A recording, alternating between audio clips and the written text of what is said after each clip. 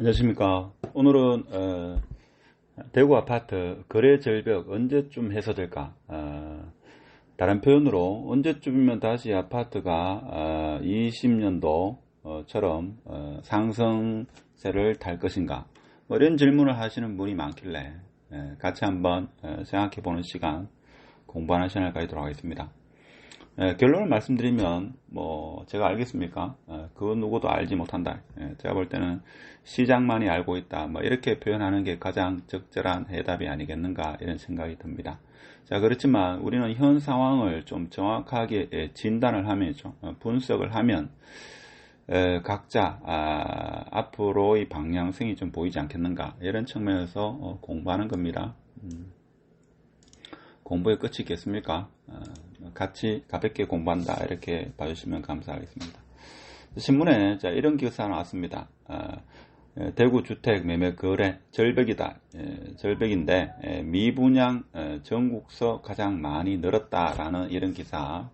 그래서 매매 거래량을 보니까 2020년 7월 작년 7월이죠. 그때 한참 대구 부동산이 상승 기류를 타는 초입부였습니다. 그래서 그동안 작년 4월 달까지 5월 달까지 거래되지 않던 게, 즉 20년도 3월 달에 대구 코로나가 본격적으로 와서 거래가 거의 안 되다가 2020년 7월 달에 거래가 6월 달부터 폭증하기 시작했습니다. 그래서 작년 7월 대비 거래량이 거의 한 60%, 66% 이렇게 감소했다는 그런 내용. 인허가 실적도 지금 같은 경우에는 작년 대비 인허가 실적도 많이 줄었다 하는 그런 내용입니다.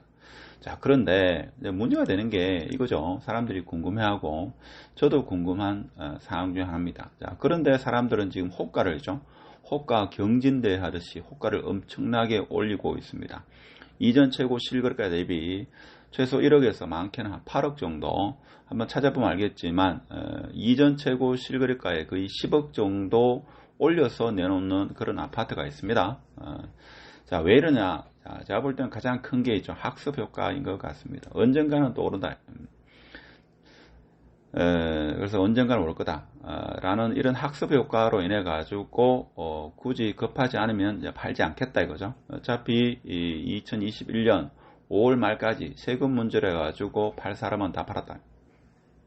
그래서 6월 이후로 있죠. 이제 매도하실 분은 급한 사람은 어쩔 수 없이 이전 최고 실거래가 대비 낮은 가격으로 매도하겠지만, 그렇지 않은 경우에는 어차피 판다 하더라도 세금으로 다 나가기 때문에 최대한 호가를 올려받아 보자, 이런 심사인 것 같습니다. 자, 그런데 일각에서는 이런 이야기 하죠. 하락장을 아직 한 번도 경험해 보지 못했기 때문에 지금 호가를 그렇게 올리고 있다.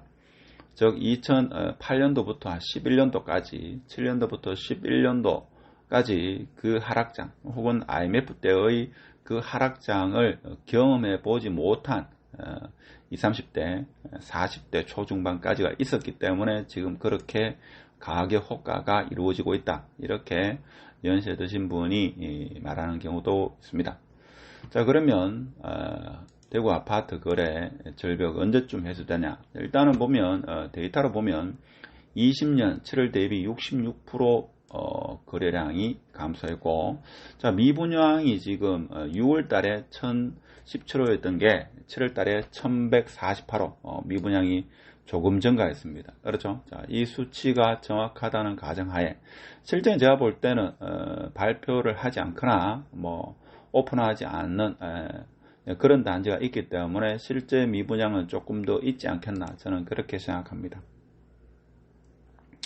자, 그런데 지금 시중에 있죠. M2 흔히 말하는 광의 동화가 사상 최대를 지금 찍고 있습니다. 21년도 6월 달에 한국은행 자료입니다. 이게 얼마입니까? 단위가 10억이기 때문에 조, 10조, 100조, 1000조입니다. 즉 3400조가 시중에 돈이 떠다니고 있다, 이렇게 보시면 되겠습니다.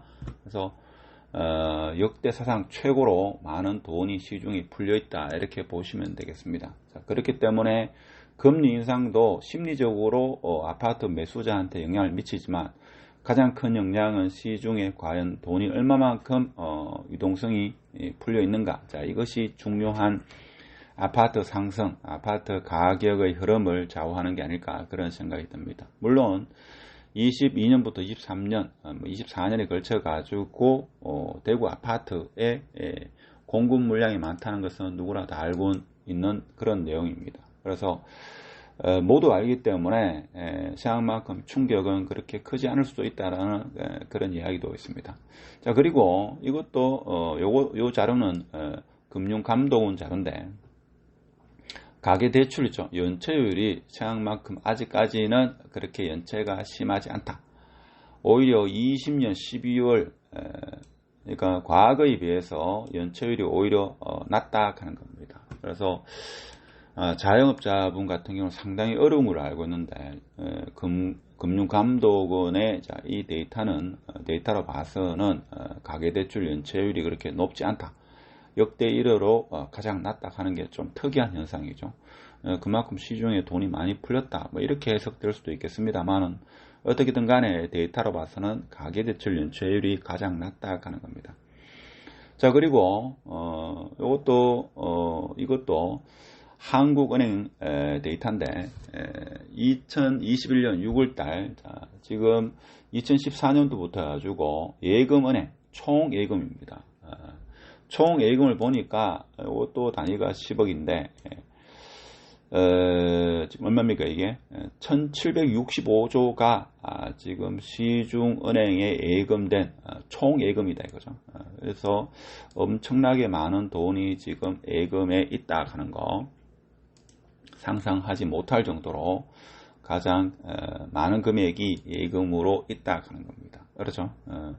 다른 예금과 다 합하면 거의 2천조에 가까운 예금, 어음이나 기타 등등까지 있죠. 다 포함하면 2천조 정도 된다고 네이버에 검색해보니까 이렇게 나오더라고요. 그렇지만 예금만 총 합하면 1760조 정도가 예금으로 되어 있다.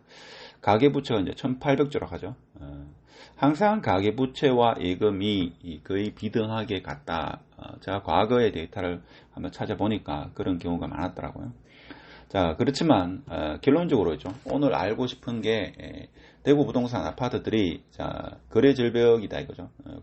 그러면 과연 이 거래 절벽이 언제쯤 해소될 거냐? 자, 이것이 제가 볼 때는 소시민들 이사를 가고자 하시는 분, 집을 파셔가지고 새로운 이사를 가시든지 아니면 무주택이신 분이 집을 매수하려고 하시는 분들이 가장 고민거리가 아니겠나 이런 생각이 드는데. 제가 볼 때는 지금 현재에서 가장 어떤 변수는 두 가지가 아니겠나 싶습니다. 첫 번째는 이제 외부적인 어떤 글로벌적인 변수죠. 글로벌 금융위기 때나 IMF 때처럼 어떤 외부적인 충격에 의해서 우리나라가 어려워지거나 이런 경우. 근데 그런 경우는 사실 쉽사리 잘 오지 않는 그런 경우죠. 뜻하지도 않는 그 누구도 예측하지 못한 곳에서 어떤 위기가 오기 때문에 우리가 그것을 예측할 수는 없습니다. 그러면 내부적으로 봤을 때 가장 큰 변수가 제가 볼 때는 이겁니다. 대선, 그렇죠. 대선 전국이 추석을 지나면이죠. 대선 전국이 펼쳐지지 않겠나 그런 생각을 합니다. 그러면 대선 전국에서 분명히 부동산 정책에 대해서 여야의 대표 주자가 대선 전국에서 부동산 새로운 정책에 대해서 이야기를 할 겁니다. 자, 그렇게 되면 실수요 그리고 가수요가 어떤 스탠스를 취하지 않겠는가 저는 그렇게 생각합니다. 자, 그리고 이런 말이죠. 산이 높으면 골이 깊다. 자, 이런 말을 합니다. 그러면 그걸로 말하면 골이 깊으면 산도 높다 이렇게 볼 수 있습니다. 그래서 거래 절벽이 지금 제가 볼 때는 2020년 12월 달이죠. 대구 전 지역이 조정지역 되고 나서 거래가 거의 이 거래 절벽 현상이 나타나고 있는데 거의 한 9개월 가까이 이렇게 나타나고 있습니다. 대구 아파트가 이렇게 장기간 걸쳐 가지고 거래 절벽 현상이 일어나는 경우가 거의 없었습니다. 자, 그렇기 때문에 조만간에죠. 어떤 정책적인 변화가 보통 6개월 단위로 있죠. 조정지역 해제라든지 이런 이야기 나오니까 연말쯤 어떤 정책적인 변화가 있지 않겠는가라고 예측하시는 분이 상당히 많습니다. 그래서 그때 되면 어떤 변수는 있겠죠. 그것이 대선 전국에서 어떤 일어나는 변수일 수도 있고 아니면 미분양이라든지 거래가 급강되고 여러 가지 대구 부동산의 어떤 부정적인 요인으로 국토부에서 조정지역을 해제할 수도 있겠죠. 그런 예측을 하시는 분이 적지 않게 있는 걸로 알고 있습니다. 자, 그럼에도 불구하고 어떤 정책적인 변수가 없고 지금과 같은 상황이 계속적으로 이어진다. 그래서 대부분의 사람들이 때를 기다리는 사람이 많은 것더라고, 제 주위에. 그래서 뭐 언제쯤 부동산 매수하면 되겠습니까? 때를 이야기하는데 저는 생각할 때 때를 기다리는 사람은 대부분입니다. 자, 그런데 지금도 있죠. 어떤 저평가된 위치를 찾아가지고 매수를 하시거나 투자를 하시는 분이 많지 않다. 없다는 게 아니다 이거죠. 자, 이런 분도 있다 하는 겁니다.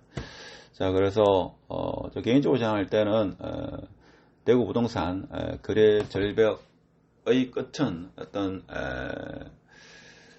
국토부에서 대구 부동산이 어떤 부정적인 신호가 많이 나오면 국토부에서 어떤 신호, 새로운 정책의 어떤 혜택을 볼 수도 있고 그게 혜택인지 아닌지 모르겠습니다만은 그리고 대선 전국에서 어떤 대구 부동산의 신호가 읽혀지지 않겠는가, 이런 생각을 하면서 오늘 영상은 마치도록 하겠습니다.